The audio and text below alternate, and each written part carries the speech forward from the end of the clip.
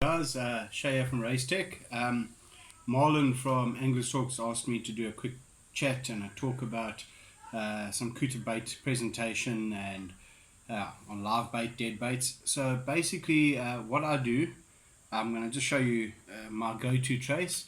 I don't often put little things like dusters, things like that on. I prefer to go very natural on my baits.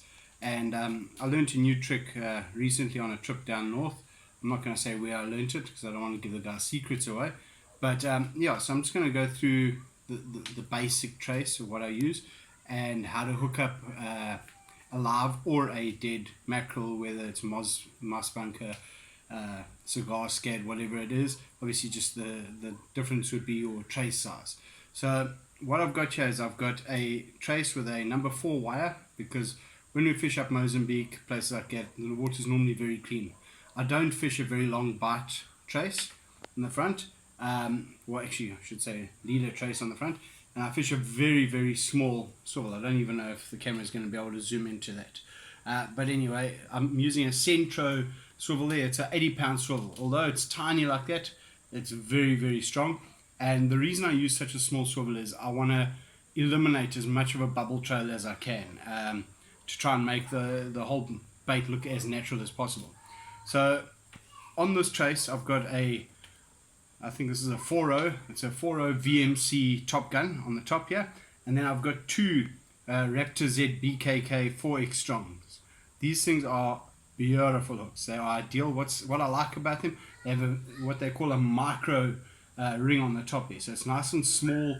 It doesn't make a big ugly picture or dent or anything like that on the side of the fish. So yeah, it's just it's a bit more finesse, and that's why I like it.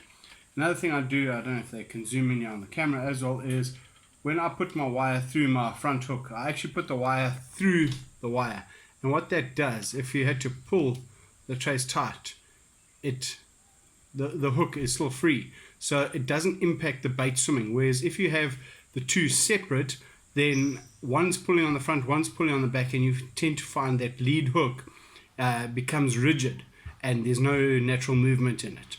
So that's another little pearl of wisdom there. Then the little trick I told you about is this sliding hook, because often we're trying to add two hooks by adding a second wire, and it makes the bait look a lot more unnatural. So on that same trace, if I was hooking a live mackerel or whatever, obviously this one's dead, I don't have the luxury of live here during lockdown. And yeah, while we're on that, stay safe guys. Hey, sanitize, stay safe. So take the hook, push it through the top of the jaw here, just like that.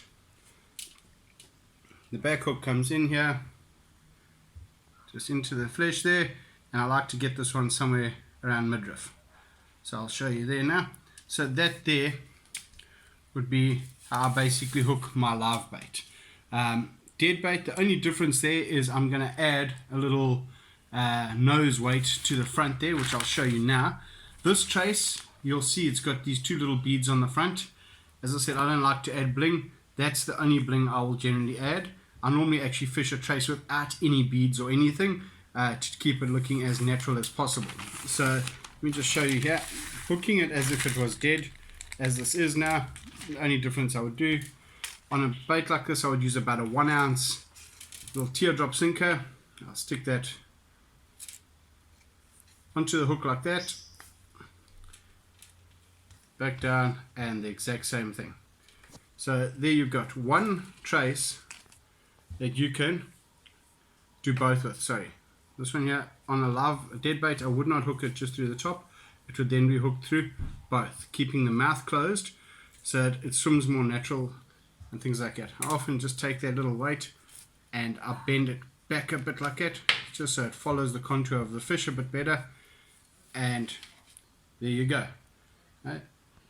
One thing you guys must remember, live bait is nice, yes, but if you get out there and the fish are eating early, don't underestimate a good dead bait. A good dead bait will get you results before other guys have even caught their live bait. And then another thing I like to do, I don't have any toothpicks with me at the moment, is I like to lift the little dorsal fin up like that, stick a little toothpick or a pin in there, keeping it up, and also the same with the little peg fins. And stick a toothpick through so it looks a bit more natural. So that's how I would present my dead bait generally.